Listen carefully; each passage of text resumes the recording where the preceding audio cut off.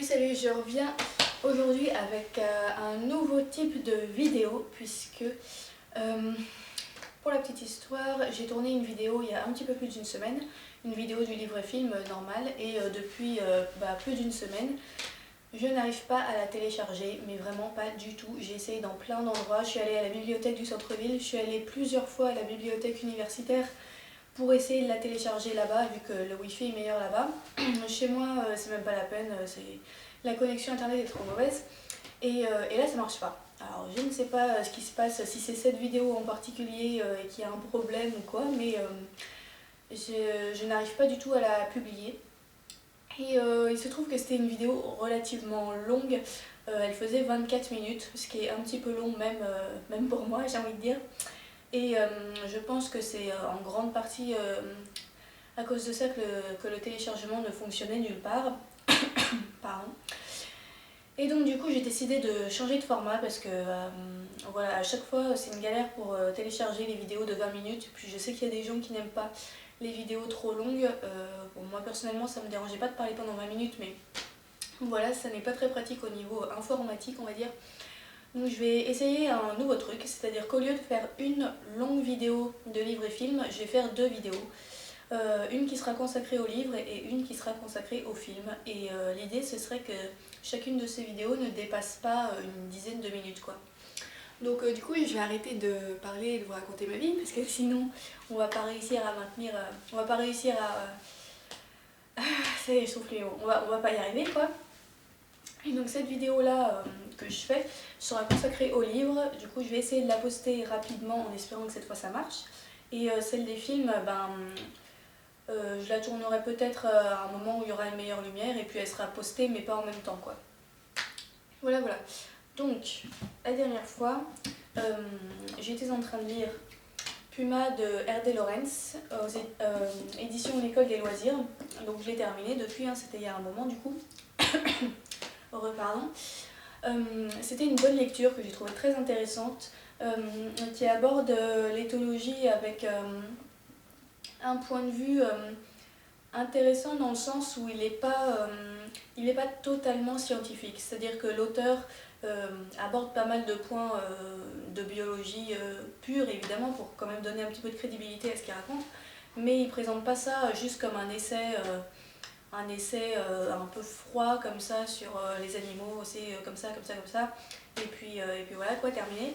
Là il observe vraiment la nature avec ses émotions, avec son âme, et il nous donne un ressenti du coup qui est très personnel, donc qui du coup peut être sans doute contestable sur certains points, mais qui est plus vivant, je dirais, qu'une observation vraiment purement scientifique où il n'y aurait que les faits et point barre, quoi, où il n'y aurait pas d'émotion. Donc du coup c'est ça que j'ai bien aimé dans cette lecture. Je n'étais pas forcément toujours totalement convaincue par les arguments ou par les hypothèses qu'avançait l'auteur, mais dans l'ensemble j'ai trouvé qu'il avait des idées intéressantes, qu'il abordait des choses qu'on ne voit pas très souvent dans les livres scientifiques, notamment... En fait, il a un côté un petit peu mystique parfois dans sa relation avec les animaux, donc ça paraît un peu curieux, mais en même temps ça lui fait aborder des sujets un peu, je sais pas, controversés entre guillemets. Bon, c'est pas de la grosse polémique de malade non plus, hein, mais voilà, il parle beaucoup d'une connexion pratiquement paranormale avec les animaux, dans la communication entre l'homme et l'animal, une compréhension qui dépasse les limites de la science. Bref, je ne sais pas si vous voyez ce que je veux dire, mais voilà. Il s'aventure un peu dans des chemins que n'auraient peut-être pas osé aborder les essais vraiment purement scientifiques. Et donc du coup, j'ai trouvé que c'était intéressant. D'autant que la plume est agréable. Voilà, puis il y a beaucoup, même s'il y a le côté vraiment personnel et émotionnel, il y a quand même beaucoup d'informations scientifiques valides qui sont vraiment sérieuses quoi. C'est pas un gars sorti de nulle part qui a écrit ce qui lui passait par la tête sans avoir aucune connaissance. Là il connaît quand même bien son sujet et du coup voilà, c'est un livre que j'ai trouvé assez complet d'une certaine façon et qui apporte un point de vue intéressant sur l'éthologie et sur la vie sauvage en général. Après, il faut être intéressé par le sujet, évidemment, parce que sinon ça va vous ennuyer ferme. C'est pas spécialement palpitant ou quoi, c'est raconté de façon un petit peu romancée, mais ça reste destiné vraiment à un public qui s'intéresse d'assez près à ce genre de sujet. Donc voilà pour Puma. Et donc après ça, pendant cette période où je n'ai pas réussi à télécharger ma première vidéo, j'ai lu Bazar de Stephen King, comme je l'avais annoncé. Donc en fait, sur la vidéo précédente, qui donc ne sera pas publiée, je l'avais presque fini. Et donc du coup, je l'ai fini entre temps. Donc comme ça, je vous donne mon avis définitif directement. Donc Bazar. Alors c'est un livre pour lequel j'avais placé la barre assez haute. Je pense que je vous l'avais déjà dit d'ailleurs. Il m'avait été très chaudement recommandé. Et puis le synopsis m'intéressait beaucoup, je trouvais le thème très intéressant.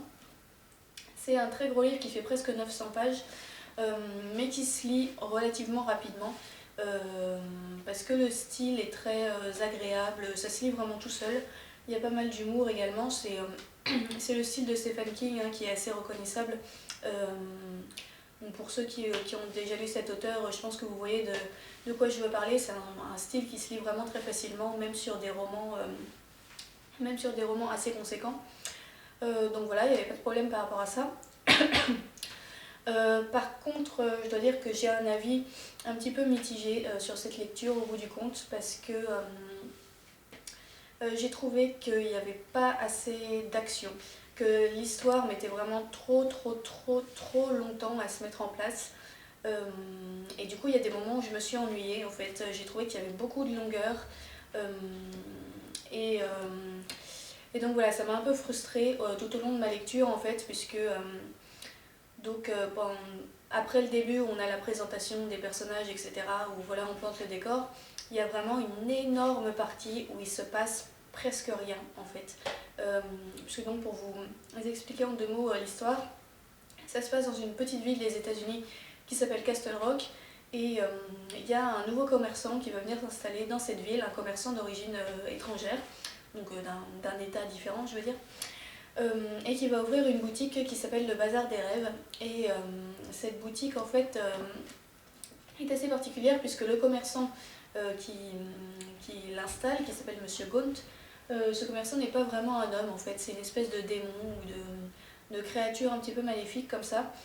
Et il a la capacité de lire dans l'âme des humains pour deviner quel est leur désir le plus cher et ensuite le matérialiser dans la vitrine de sa boutique. Pardon, je tousse beaucoup en ce moment. Donc voilà, il a la capacité de matérialiser dans la vitrine de sa boutique l'image des plus chers désirs des gens qui passent devant, en fait. Et du coup, les personnes ne peuvent pas s'empêcher ensuite de rentrer dans la boutique, de demander à acheter cet objet. Et tout le but de Monsieur Gaunt, c'est de leur vendre cet objet en échange non pas d'argent, ou alors d'une somme vraiment très faible, mais surtout en échange d'une action. Donc en fait, il va donner l'objet à la personne et il va lui dire en échange, j'aimerais que tu ailles faire telle chose en ville. Donc il appelle ça jouer un tour à d'autres personnes, faire des blagues, mais en fait c'est pas vraiment des blagues, c'est des trucs assez méchants.